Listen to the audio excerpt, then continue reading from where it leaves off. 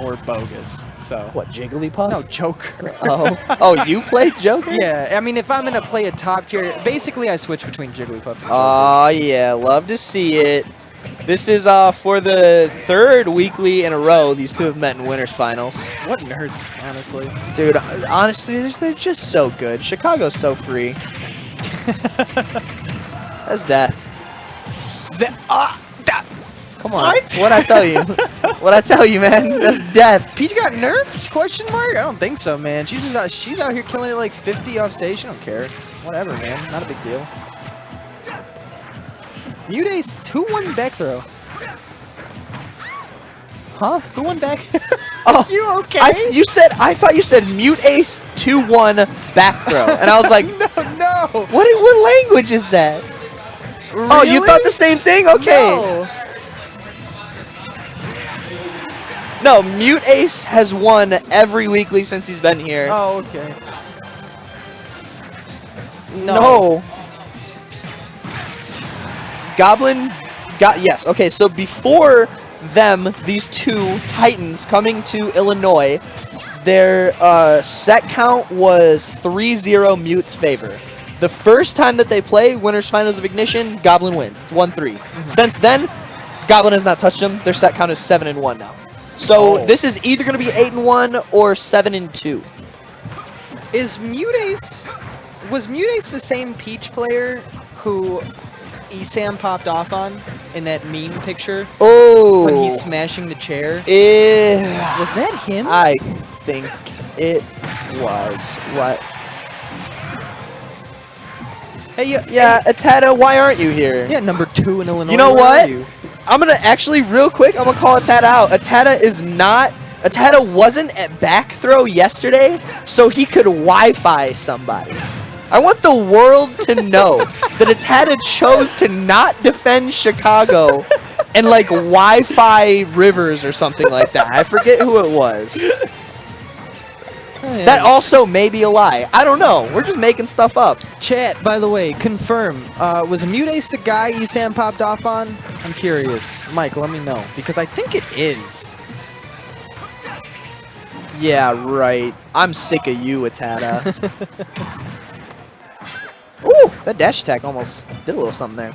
This is interesting, man. Okay, I don't care about Ateta. Shut up!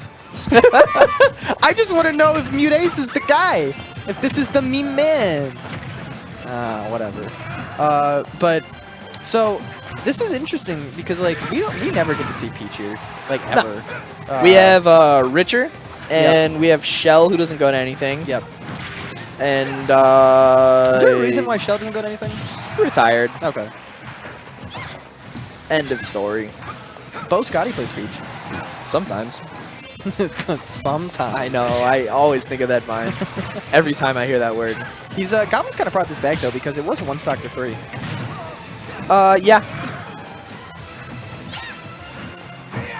Making a roll. That might be Ling Ling. MuteAce? Oh well. Okay.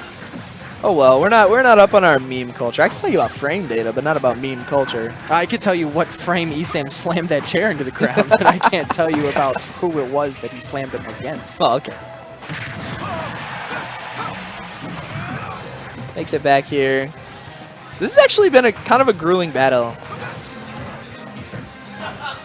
Oh, Ling Ling himself said it was mute.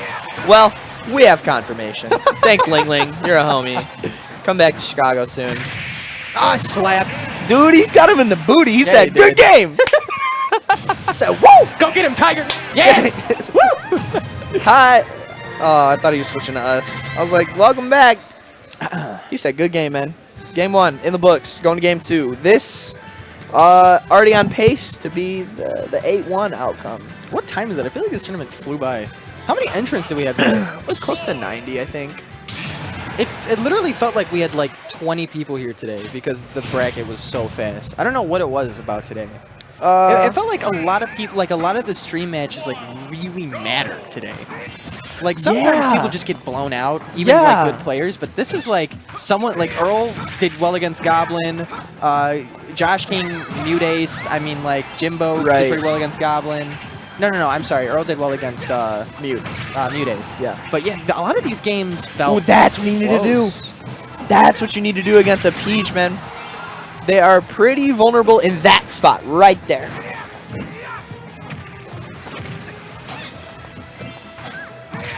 Woo.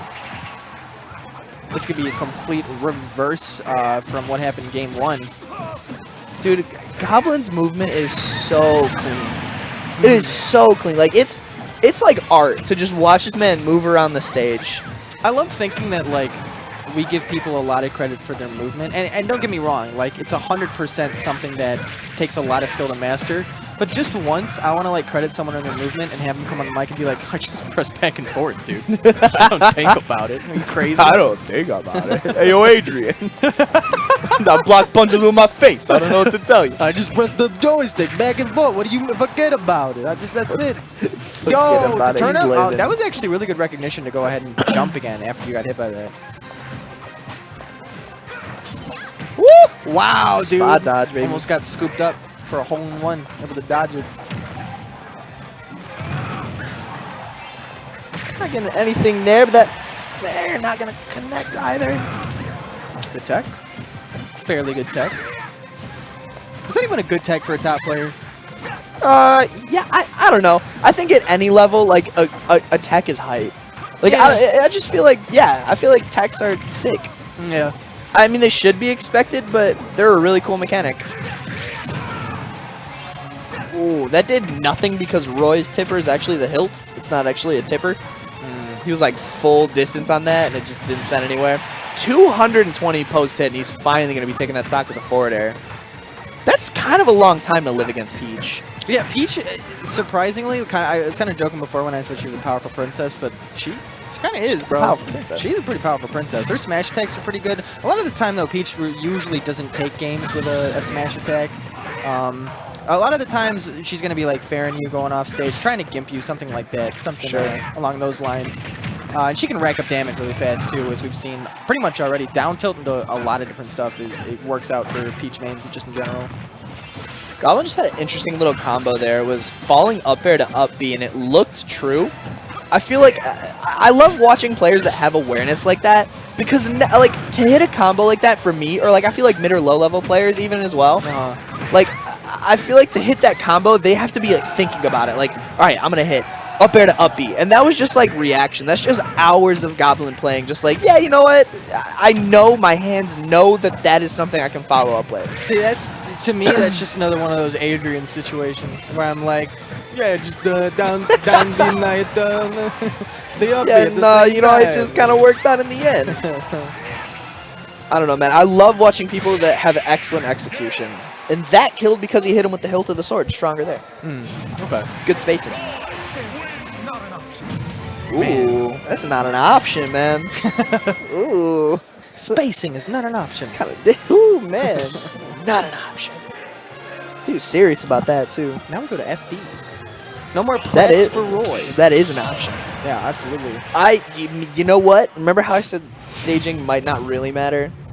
I feel like right now, you don't want to be at FD if you're Roy. That's the thing. Like, Peach sort of like goes, whatever stage, whatever. But like, when it comes to the opponent they're playing, you go, oh, I can make it so a sortie doesn't have plats. Count me in, brother. I mean, the obvious, like, the commentator soundboard thing is those, well, sorties can juggle forever here. You know what I mean? Yeah. However, I feel like that's much less valid considering Peach can float, can have turn-ups dropped under her to cover the landing, and can do up B. Like, you definitely have landing options as Peach on this stage. And especially because you're a floaty, you don't get juggled as hard. Yeah.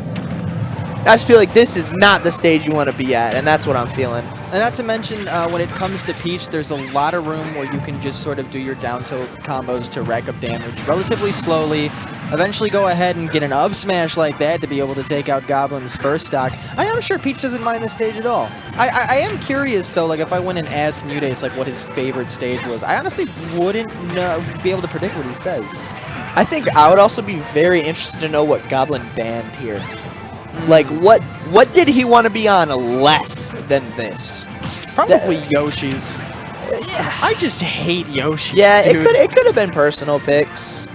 I think that's a thing. Even if the stage is like good for you, quote unquote, if you just hate it, you're not gonna be at your best day. Yeah. Because when you think about it, what Peach and Roy really want can sort of be dwindled down to the same thing. They probably want to get you near ledge and hit you with like, well, Roy wants to like jab you back air and Peach wants to like fair you, but they kind of want to do the same thing. Sure. General game plan execution is different though. This counter pick is working out pretty well for him so far because once again, 3 stocks to 1 on game 3. We did see that in game 1 though. And Goblin Man Soy kind of did make that comeback. If you can kill him here without taking a percent, that's actually huge. Never mind. Now it's not as huge. He sniffed the booty once into 13.3. Got that damage over time. Would that have... No. Well, 170 throw... I don't know. I don't play... Oh, an up throw? Yeah. Up throw, like, probably... I mean, Peach is paper, skin, and glass bones, man. I was thinking, I was like, you go for it. And no now you way! got your shield broken, bro. Batter up. Yeah, no, you definitely choose a tennis racket for the horizontal knockback.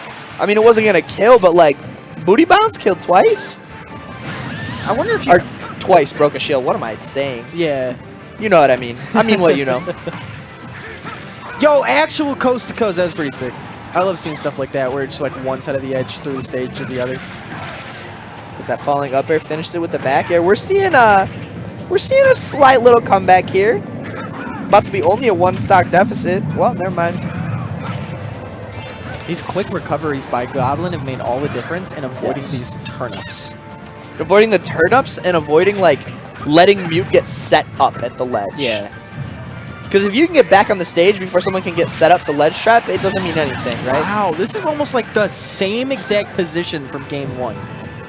It almost makes you wonder how strong of a game Goblin could have if he composed himself from the 3-2-1 go. This is one of those like comeback characters, though. I really group Roy in as just one of those characters who really does not care what the deficit is. It's always possible.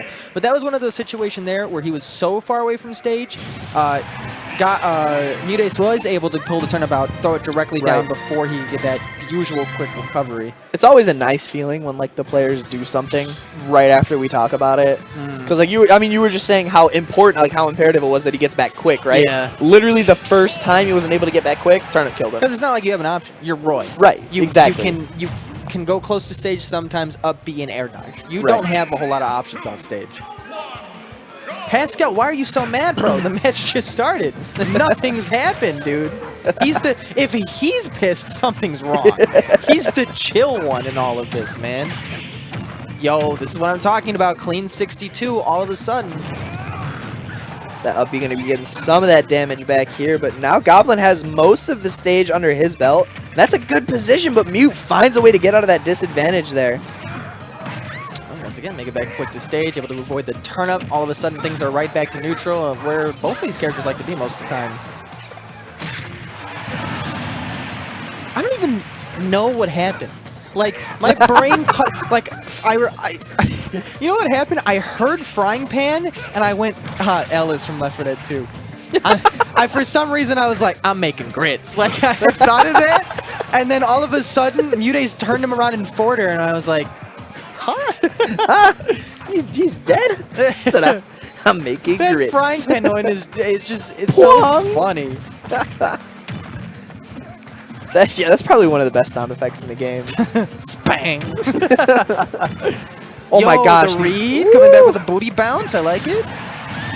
MuteAce out here looking like Chalupi with these tech reads. Man. That's a guy who's good that I don't at know PM. Enough. Yeah, that's a game. Yeah, that's a game that we play here in Tripoint Smash 73. I just make Che and her brothers mad because I just hate this game. Oh, all right, safe and smart recovery. This is like, I don't know what. Okay, so like, at this point, MuteAce has to recognize now. Okay, when Goblin is a certain distance from stage away, he will get back to stage every single time until I'm able to throw turn-up. Do you try to do something else, or is it the safer option just to keep doing that in case it works? that's kind of like an age-old question of Smash, right? I think since there is, I guess you could go like the Mutaking route, right? Always do the optimal thing, and if that's not the optimal thing, then no, don't do it. Wait till it's in percent to do it. And that would be my suggestion to anybody. Like, set up, get your ledge traps, and get to that point faster instead of just hoping on a prayer. That's how players are consistent. Yeah. When you do the optimal thing. I mean, that's why some players have high peaks and low lows. When they go for those crazy things, and, you know, it pays off sometimes, and sometimes it doesn't. If you want consistency, do the optimal thing. Able to get that up the out of shield. We've seen this before. Goblin's working at a deficit right now, but comeback could be very strong. It's not going to take a lot to get Peach dead here. A little percentage here and there. This could go to game 5. We'll see what happens, though. That's it. All right, that's all I needed to do. Once again, seeing blood red, triple digits on the percentage screen, but this one's still very doable for the Soy Boy. Let's see what happens. That turnip was so well placed, and even if he wasn't in the right position, he almost got lucky with it there, but just a little bit misspaced. At this point, when Goblin is off stage, it should be a stock. Yeah. If you can play the turnip game correctly, you should lock it down. I mean, there is sort of, because, like, turnips are just really so good to use off stage, but see, like, right there, yes. I mean, that was a really good tech. I mean, that saved the game. Yes. But he was far away from stage there to make that happen. Exactly. Booty pump? Booty out. Booty in, booty out. All right, MuteAce takes it 3-1 in Winners Grand Finals, as I call it.